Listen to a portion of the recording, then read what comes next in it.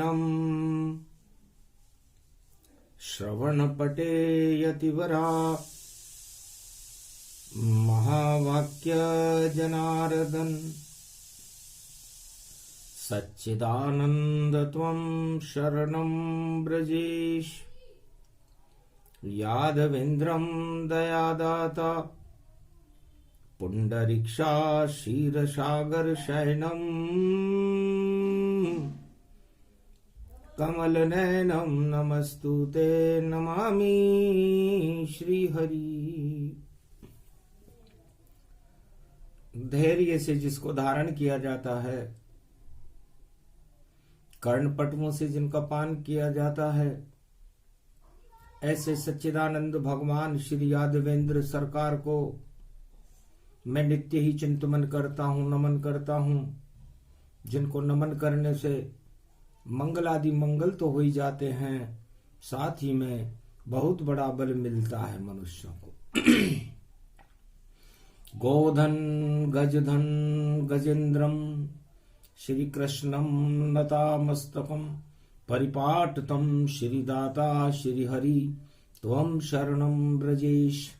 तुमं कृष्ण तुमं माधव तुमं मुकुंदम तुमं गोपाल हीरामणि सकल सिद्धि चूड़ा तत्क्षणे वश्यानां परिपाटतम हृदयं तत विष्णु गोपाल नाम विष्णु नाम कश्यप बावन रूप छिन्न मस्तानेक रूपांतरम श्री नमामि राधा वल्लभम राधा कृष्ण मुरारी दामोदर वासुदेवाय परिपाटतम हृदयं तत्क्षणे तुमं शरणं ब्रजेश।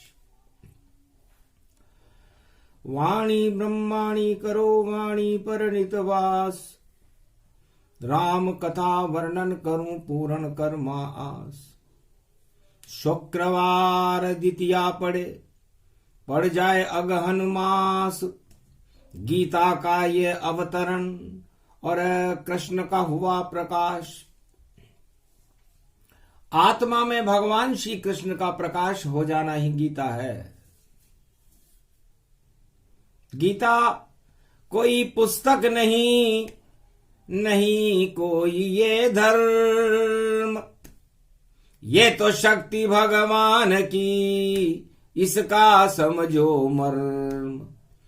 इतनी शक्ति गीता में है, ये आत्मा का मेल हटाती है और जितने भी जंजाल जगत के उन सब को देखो हटाती है।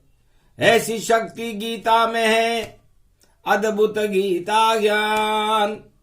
गीता नारी का स्वरूप है और गीता कृष्ण भगवान है। अर्जुन, ये गीता नारी का स्वरूप है, क्योंकि नारी मोह नारी करे रूपा, कृष्ण मोहे क्या कृष्ण स्वरूपा।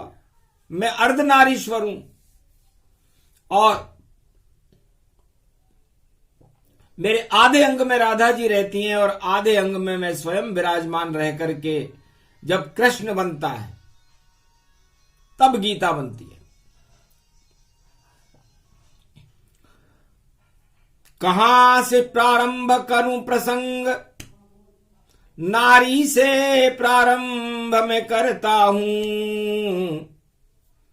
और शुक्र रूप धन वैभव लक्ष्मी, और उस लक्ष्मी की शक्ति कहता हूं।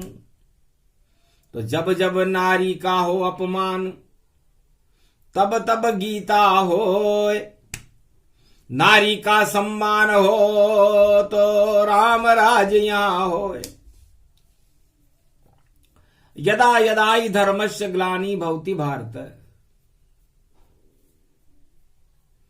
जब हमें धर्म के प्रति ग्लानि होने लगे तब समझ लेना चाहिए हम पतन की ओर जा रहे हैं।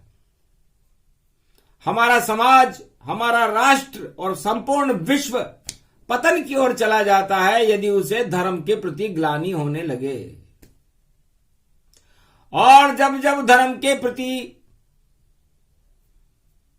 समर्पण होने लगता है, धर्म की इच्छाएं जागृत होती हैं, तब सारे संसार का उत्थान होता है। इसे ही गीता कहते हैं। तो नारी करे जब जब अपमाना, तब महाभारत निश्चित जाना। जब जब होय धर्म की हानि, बाड़े असुर अधम अभिमानी। जब जब धर्म की हानि होती है, इस संसार में आसुरी शक्तियों की बाढ़ आ जाती है और अधर्म का बोलबाला हो जाता है। हिंसा और आतंकवाद फैल करके उस संसार का, उस सरकार का, उस देश का ही पतन हो जाता है जहां पर ऐसी आंधियां चलती हैं। तो अधर्म की आंधी चले और चले विश्व चौर, तब धर्म धुरंधर शक्ति प्रकट हो और गीता का हो शोर। जब जब भी ऐसा होता है चारों युगों में और नारी का अपमान होता है, तब गीता का अवतरण होता है। गीता महाभारत में तो 5686 वर्ष पहले भगवान कृष्ण ने उस महाभारत को समाप्त करने के लिए, उस नारी के अपमान का बदला लेने के लिए बोलना पड़ा था, क्योंकि भारत माता नारी का ही स्वरूप है। तो जहां पर स्त्रियों का अपमान होता है, जिस देश में, जिस विश्व में, तो वहां पर देवता चले जाते हैं और अधर्म का बोलबाला हो जाता है। और जहां नारियों का सम्मान होता है, वहां देवताओं की कृपा बरसने लगती है और राम राज्य हो जाता है। ये गीता का प्रमुख सूत्र बतला रही वाणी, सुन लो भारत के सब प्राणी। इक्ष्वाकु वंश में अर्जुन गीता का अवतरण अरबों वर्ष पहले हो चुका। भगवान कृष्ण ने तो गीता 5686 वर्ष पहले कुरुक्षेत्र मैदान में महाभारत में तुझे सुनाई। इसलिए गीता अजन्मा ही जानो, जब इच्छा हो प्रकट हूं मानो। इसलिए भगवान की जब इच्छा होती है तब गीता प्रकट होती है। इसलिए गीता अजन्मा है, इसका जन्म नहीं होता, लेकिन गीता की जयंती मनती है। किसी धर्म और ग्रंथ की मने जयंती नाय, पर जिसका कभी कोई जन्म नहीं है उसका जन्म मन जाए। जिसका जन्म ही नहीं है और जिसको जन्माने वाली कोई जननी नहीं है, उसका जन्म भगवान कृष्ण ने अर्धनारीश्वर स्वरूप में अपनी जननी राधे रानी की कृपा से करवा दिया महाभारत काल में। इसलिए गीता जन्म गई महाभारत कुरुक्षेत्र मैदान। सारा अधर्म समाप्त हो गया, मिट गया कौरव निशान। सारे संसार के अधर्मियों का और कौरव वंश का नाश कर दिया गीता ने। जब भगवान कृष्ण ने गीता का प्रकाश किया, गीता को उत्पन्न करने की शक्ति को प्रकट किया, तो नारी का अपमान था, खिंचा द्रौपदी चीर। बोले नहीं वहां भीष्म द्रोण और धृतराष्ट्र राजा भववीर। उस नारी के अपमान को रोकने के लिए न कोई गुरु आया, न कोई भीष्म आए, न कोई राष्ट्राध्यक्ष आया।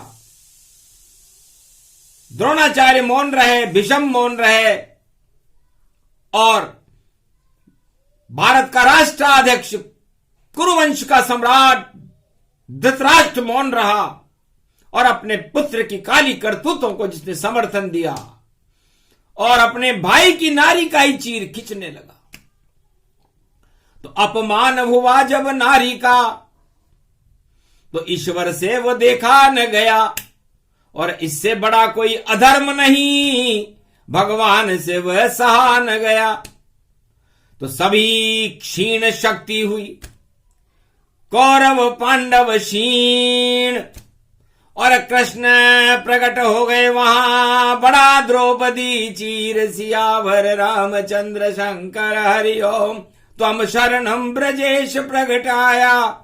और मंत्र द्रौपदी ने जब गाया और आपत्ति में जब इसे सुनाया तो भगा भगा कृष्ण वहां आया। वस्त्रावतार हो गया भारी और लाज बच गई द्रौपदी नारी। और शर्म किसी को वहां नहीं आई कि कैसा योग प्रगट भूमाई। और कुरुवंश के राजमहल में और षड्यंत्रों गति जान। और कैसा अधर्म का खेल खेल रहे कौरव पांडव मान। कौरव और पांडव मिलकर के ये कैसा खेल खेल रहे थे। सत्ता यदि किसी नारी का राजमहल में चीरहरण करने लगे तो उससे ज्यादा अधर्म क्या होगा। तो भगवान कृष्ण प्रगटे वहां और बची द्रौपदी लाज। और पल भर में ही वस्त्र बन गए राधे कृष्ण महाराज। राधा ताना बन गई बाना कृष्ण समान। और बढ़ने लगा चीर तो घटी कौरव की शान। दुशासन के हाथ थक गए और बढ़ता रहा महाचीर। और द्रौपदी की लाज बचा दी कृष्ण ने। और धर्म रूप यदुवीर धर्म की रक्षा कर दी। और नारी का अपमान, द्रौपदी का अपमान कुरुवंश के लिए श्राप बनकर आया। और महाभारत में कुरुवंश का पतन हो गया। इसलिए नारी का अपमान किसी भी राजा को किसी भी युग में नहीं करना चाहिए। किसी भी मनुष्य को अपनी स्त्री का अपमान नहीं करना चाहिए। नारी तो सम्मान की वस्तु है। और जहां नारी का पूजन होता है वहां देवताओं की कृपा बरसने लगती है। अर्जुन, इसलिए तेरे पांडव वंश की नारी का और किया दुर्योधन अपमान। तो उसकी रक्षा करने द्वापर में आए कृष्ण भगवान। तब कृष्ण भगवान को आना पड़ा। तो भगवान कृष्ण कहते हैं, अर्जुन, गीता का अवतरण का मुख्य कारण द्रौपदी है। न द्रौपदी की चीर खिंचती न ये महाभारत होता। तो अब तो महाभारत निश्चित होगा। अपमान नारी का होता है और सारा कुरुवंश इस भारत में और सत्ता के ऊपर सोता है। कैसी अंधी सत्ता है ये जब नारी का ये अपमान हुआ। नारी का महाअपमान हुआ और सारी शक्तियां मौन हो गई। प्रकट कृष्ण भगवान हुआ। भगवान कृष्ण को प्रकट होना पड़ा। ये द्वापर का महाभारत है। तो जब भी नारी का अपमान होता है, आज शुक्रवार का दिन है, शुक्र लक्ष्मी को कहते हैं और लक्ष्मी का अपमान हर युग में महाभारत करवा देता है। चलो सतयुग की ओर चले। वहां महाभारत में क्या हो पाया था। राजा उत्तानपाद ने अपनी पत्नी को लात लगाया था। ध्रुव को फेंक दिया गोदी से और पत्नी संग जंगल भिजवाया था। अरुचि सुरुचि दो स्त्रियां थी, तब महाभारत प्रगटाया था। तो राजा ध्रुव अपनी मां के संग चले जंगल की ओर। नारायण से अपमान सहा नहीं गया और शुरू हुआ यह दौर। नारद ध्रुव से मिलने आए, विष्णु का संदेशा लाए। चिंता मत करो ध्रुव तोर माता, जपो जब तक विष्णु नहीं आता। ओम नमो भगवते वासुदेवाय त्वम शरणम ब्रजेश मंत्र जपते रहो जब तक विष्णु न आए।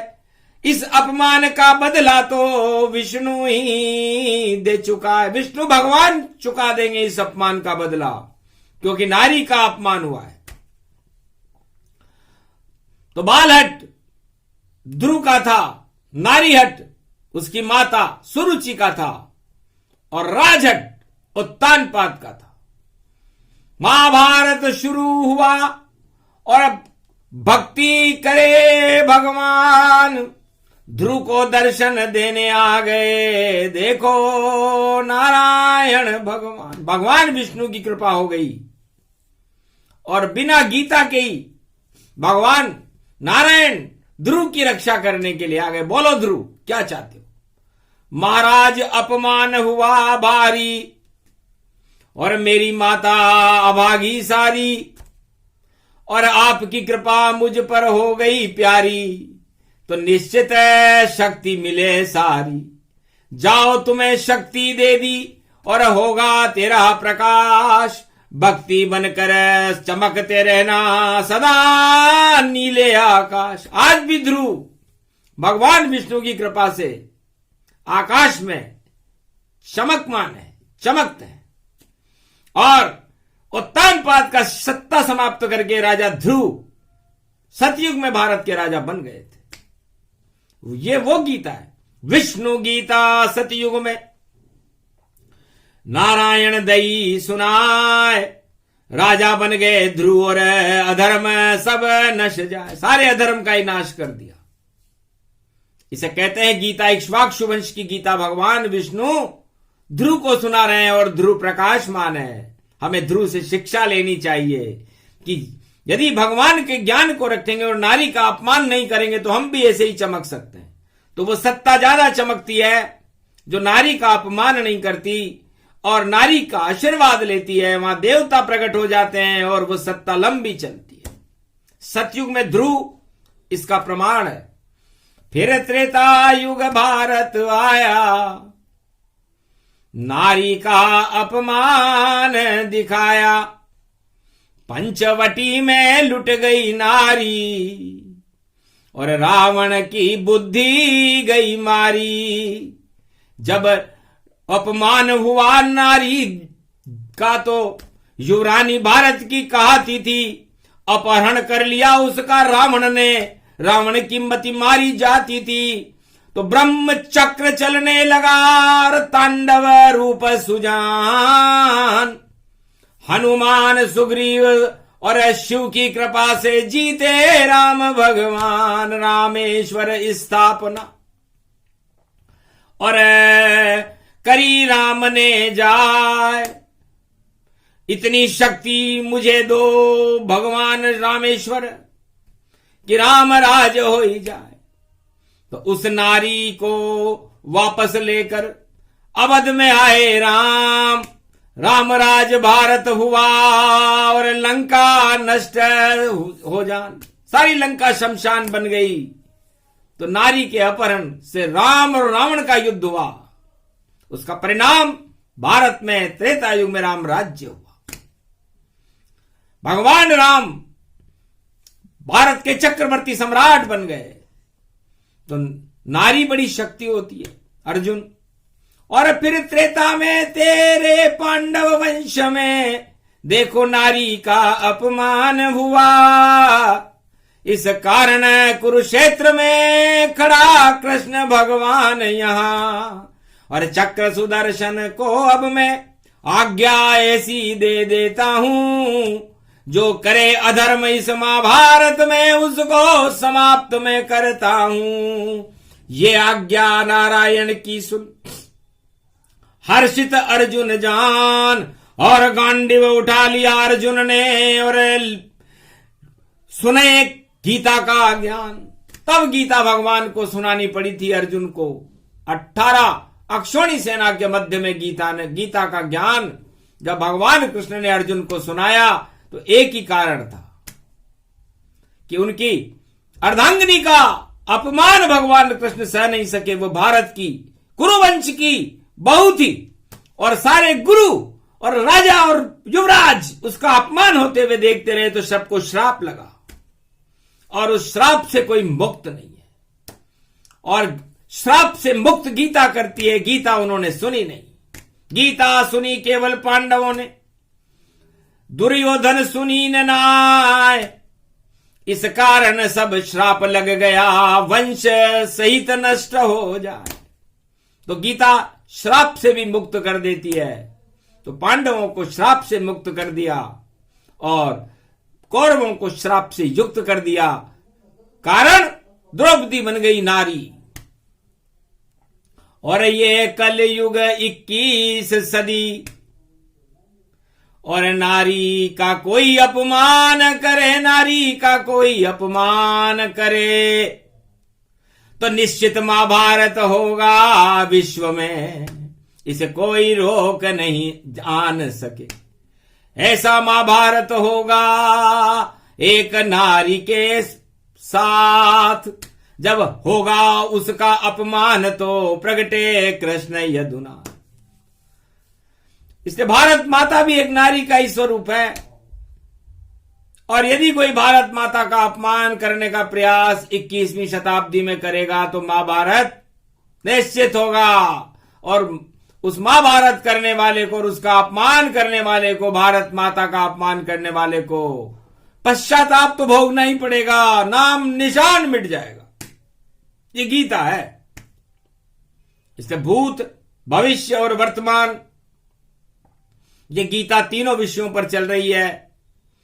तो फिर भी आप लोगों की समझ में नहीं आया कि सतयुग में नारी के अपमान का परिणाम क्या हुआ, त्रेता में नारी के अपमान का कारण क्या हुआ, और द्वापर में नारी के अपमान का कारण क्या हुआ। तो हे कलयुग के राष्ट्राध्यक्षों, संसार के राजाओं और प्रजाओं और धनपतियों, आप में अब तक समझ नहीं आई क्या? क्या गीता को देख रहे हो और सुनो कृष्ण का ज्ञान। भारत में कोई नहीं सहेगा नारी का अपमान, भारत माता नारी है, कृष्ण नारी का रूप, अर्धनारीश्वर रूप है मेरा, शक्ति है भरपूर। मैं खुद भारत माता हूं, अर्धनारीश्वर स्वरूप हूं। अर्जुन, न मैं पुरुष हूं न मैं नारी हूं, मैं अर्धनारीश्वर हूं। जैसे भगवान शंकर अर्धनारीश्वर स्वरूप होते हैं, सती और जति, भगवान शिव और शक्ति दोनों मिले रहते हैं, अर्धनारीश्वर स्वरूप में भगवान शिव कैलाशपति होते हैं। वैसे ही अर्धनारीश्वर स्वरूप मेरा है। और जब नारी का अपमान होता है, चाहे वो सतयुग हो, चाहे वो त्रेता हो, चाहे वो द्वापर हो या कलयुग हो, तो मेरा आधा स्वरूप शक्ति बनकर के बाहर निकल आता है, और उस शक्ति का सामना संसार की कोई भी शक्ति नहीं कर सकती। फिर तो महाशक्ति महाभारत हो, और युद्ध क्षेत्र मैदान महाभारत उसको कहे, और बोले कृष्ण भगवान। उस महाभारत में विजेता कृष्ण रहते हैं, वो नारी रहती है जिसका अपमान होता है।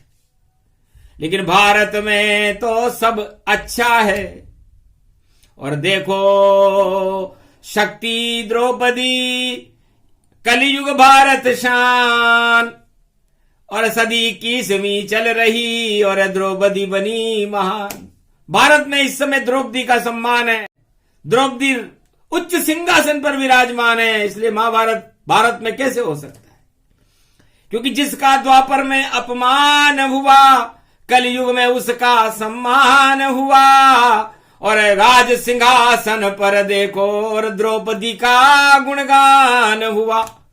उस समय ये गीता कृष्ण देखो भारत में सबको सुनाते हैं, और नारी का सम्मान है भारत में, ये सारे विश्व को बताते हैं। एक गरीब नारी भारत की उच्च पदों पर शोभित है, ये भारत माता की शक्ति सब भारत पर ही मोहित हैं। तो पांडवराज शक्ति बड़ी, और कृष्ण द्रौपदी साथ, भगवान कृष्ण भी उस द्रौपदी के साथ हैं। अब महाभारत द्रौपदी के लिए तो होगा, तो द्रौपदी का चीर खींचने के लिए यदि किसी ने प्रयास किया, भारत माता की तरफ कुदृष्टि से देखा, तो उसी क्षण भारत में आवे कल की भगवान, और चीर खींचने वालों को रे मटिया में शमशान, शमशान बना देंगे उसको। तो नारी के ऊपर गीता नारी का ही तो स्वरूप है। गीता किसे कहते हैं? गीता एक स्त्री है, और वह स्त्री आपको ज्ञान देने के लिए प्रकट होती है। तो स्त्री की शक्ति है गीता। तो गीता नवदुर्गाओं की शक्ति है, संपूर्ण ब्रह्मांड की शक्ति है, पूरे त्रिलोक की शक्ति है, और निराकार ज्योति स्वरूप की शक्ति गीता में होती है। तो नव दुर्गा इसमें प्रगटाई, निराकार की ज्योति आई। और 4 वेद 6 शास्त्र और 18 पुराण, इसको ही गीता कहते हैं, बोले कृष्ण भगवान। तो विष्णु कल्प की कड़ी का दिया सवे ये ज्ञान, जो विष्णु के मुख से निकले उसे लक्ष्मी सुने गुणगान। तो भगवान विष्णु के मुख से क्षीर सागर में गीता अनवरत चलती रहती है। क्षीर सागर में सारे देवता ब्रह्मा विष्णु महेश भगवान विष्णु के मुख से निकली हुई गीता को ही तो सुनते हैं, और वहां पर परम शांति रहती है। शांताकारं विष्णु रूपम निर्लेप जीवन मुक्तम, नाभि कमलम शिव ब्रह्मा चरण चापति लक्ष्मी शोभितम। नारद घंटा ध्वनि शेष शय्या शारदा गरुड़ पंख वाहनम क्षीर सागरम शेष शय्या प्रणामम प्रणामम निर्लेप जीवन मुक्त नमामयम। तो परम शांति देती है गीता। भगवान विष्णु ने कहा सत्य है, नाभि कमल में भगवान शिव ने कहा सत्य है, और वेद पाठ करते हुए श्रुतियों का पाठ करते हुए जो नाभि कमल में भगवान ब्रह्मा विराजमान थे उनका सत्य भी है, शिव भी है और सुंदर भी है। परम शांति इस क्षीर सागर में मिलती है। परम शांति और लक्ष्मी और विष्णु तब मिलते हैं जब गीता हमारी आत्मा में हो। तो हर मनुष्य को और इस भारत के 1.25 अरब प्राणियों को जो कलयुग में इस समय है, राजा हो या प्रजा हो, अपनी आत्मा में गीता के दर्शन को उतारना चाहिए। गीता के प्रकाश को हमारे रोम रोम में और हमारे हृदय में अवतरित करना चाहिए। यदि ऐसा हो गया तो हर मनुष्य शांति का क्षीर सागर बन जाएगा। तो फिर जब ऐसा हो जाए सारे संसार में, तो फिर महाभारत कैसे होगा? लेकिन ऐसा असंभव है, क्योंकि जाकी रही भावना जैसी, प्रभु मूरत तीन देखूं वैसी। अब जैसा खाओगे अन्न वैसा होएगा मन। तो आपकी बुद्धि, सुबुद्धि और कुबुद्धि को भगवान खुद प्रकट कर देते हैं। आप जैसे विचार रखोगे वहीं तो जाओगे। तो जब यदि आप किसी का नारी के अपमान का विचार रखोगे तो आप अधोगति में जाओगे, और नारी के सम्मान का विचार रखोगे तो आप सदगति में आओगे। तो हे अर्जुन, तुम सदगति में हो, और सदगति ईश्वर की कृपा है। और सदगति मनुष्य की जब होती है जब वो इस माया मोह के चक्र को हटा करके भगवान के चरणों की शरण हो जाता है। उसे त्वम शरणम ब्रजेश कहते हैं। इसलिए कलयुग के सारे संसार के और भारत के सभी राजाओं और प्रजाओं से वाणी निवेदन करती है कि आप अपने चतुराई से दूर रहो। बड़े बड़े चतुराइया चतुर चतुर चतैया, और देखो लग गया उनके ततैया। और देखो चतुराई चाल चले पर चाल नहीं चल पाई है। और बड़े बड़े चतुर मर गए पर देखो समझ न आई है। तो चाल ये चतुर चतुर चतुर चतुराई नहीं चले, और चले चले गीता, यहाँ गीता कृष्ण संग चले। और जहां गीता गीता ज्ञान और भारत में चले चले, चाहे सतयुग त्रेता द्वापर या कलयुग में चले चले। तो सब चतुराई एक तरफ रख दो राजा जान। अरे राजा शरण रहो भगवान कृष्ण की, और चरण पकड़ो यहाँ। भगवान कृष्ण की शरण में रहो राजाओं। क्या रखा है अपनी चतुराई चलाने में? चतुराई चलाई दुर्योधन ने, चतुराई रावण की नहीं चली। चतुराई नहीं चली हिरणाकश की, और चतुराई दुर्योधन नहीं चली। और कलयुग में भी नहीं चले चाहे कोई कितना राजा चतुर जान। सारी चतुराई मिटिया मेट है, बोले कृष्ण भगवान। तो चतुराई उतनी चलानी चाहिए भैयाओं जितनी तुम्हारी अकल हो, क्षमता हो। 0 वाट के बल्ब हो, और नहीं प्रकाश कोई पास। और गीता कृष्ण का प्रकाश है, इसे रखो अपने पास। इसलिए गीता को अपने शयनागार में रख लो, क्योंकि आप पूजा तो करने जाते नहीं हो। तो शयनागार में तो गीता आप देखते रहो कि ये गीता है, इस कर्म है हमारा। हमें कौन सा कर्म करना चाहिए? जब सोते सोते 5 मिनट तो सोच लो कि हम शुभ कर्म करें या अशुभ कर्म करें, प्रजा का कल्याण कैसे करें। ये गीता सिखाती है, सारा धर्म सिखाती है, अधर्म से दूर रहना सिखाती है, सत्य का प्रकाश सिखाती है। तो फिर सीखना क्यों नहीं चाहते? सबसे बड़ी शक्ति इसमें वह गीता का ज्ञान, जो इस पर चले राजा तो राजा बने महान। इस कारण अर्जुन तुम धर्मराज बन पाओ, पांचों पांडव धर्म क्षेत्र भारत में फैलाओ। तो गीता की शक्ति से भारत में धर्मराज की स्थापना हुई थी। तो आज भी गीता कलयुग में भारत में ही तो है कि कहीं भारत से बाहर चली गई। तो है भारत के राजाओं, इस गीता पर गौर करो कि भगवान कृष्ण ने क्या संदेश दिया था द्वापर में 5686 वर्ष पहले। क्या हम उन संदेशों के प्रति हम हमारी जिम्मेदारी का निर्वाह कर रहे हैं कि नहीं? शीशे में देख तो लो कि कितनी अकल लगाई आपने, पर गीता देखी ना। कर्म क्षेत्र है ये भारत का, इसको देखो जाए। इसलिए कौन से कर्म कर रहे हो आप और कौन सा संविधान बना रहे हो, बनाते रहना, पर पहले अपने शुभ कर्म को तो देख लो कि गीता हमसे चाहती क्या है। पांडवों को भगवान कृष्ण इस अर्जुन को गीता क्यों सुना रहे हैं? क्या भगवान कृष्ण से बड़ा है क्या अर्जुन? ये क्या युद्ध करेगा? एक छोटा सा कुरु वंश का एक लड़का है, लेकिन भगवान ने उस अयोध्या को भी चुन लिया, क्योंकि चलो कुछ तो समझ है इसमें। तो सारे ना समझ तो कौरव थे और एक छोटा थोड़ा समझदार अर्जुन था। इसलिए अर्जुन को गीता का कर्तव्य पथ दिखाया कि तेरा कर्तव्य यह है। इसलिए गीता हर राजा को अपना कर्तव्य समझाती है और उस राजा को समझना चाहिए भारत में, और यही हमारा धर्म है। जो राजा गीता के कर्म संदेश को समझ जाता है और अपनी सारी नीतियों को गीता के अनुसार चला देता है, वो धर्मराज के समान होकर के भारत में अनन्य समय तक उसका राज्य कायम रहता है। और जो गीता को छोड़ देता है और अनीता को पकड़ लेता है और अनीति करने लग जाता है, तो उस सत्ता का पतन हो जाता है। इसलिए गीता और अनीता में यही अंतर है। इसलिए विश्व के सारे राजाओं, आप अनीता को छोड़ करके गीता की तरफ आओ, कर्म संदेश को समझो और वो शुभ कर्म करो जो प्रजा के कल्याण के लिए है। तो आपका कल्याण होगा, प्रजा का कल्याण होगा, और उससे देवगुरु बृहस्पति प्रसन्न हो जाएंगे, भगवान प्रसन्न हो जाएंगे कि आपने हमारे जैसा काम किया। क्योंकि जो काम भगवान को करने आना पड़ता है, गीता सुनाने के लिए आना पड़ा, यदि वो काम राजा ही कर देता तो फिर भगवान क्यों आते? इसलिए समस्त राजाओं को, विश्व के राजाओं को भगवान के जैसा काम करना चाहिए, तो उनकी सत्ता लंबी चलेगी और वो गीता कहलाएगी।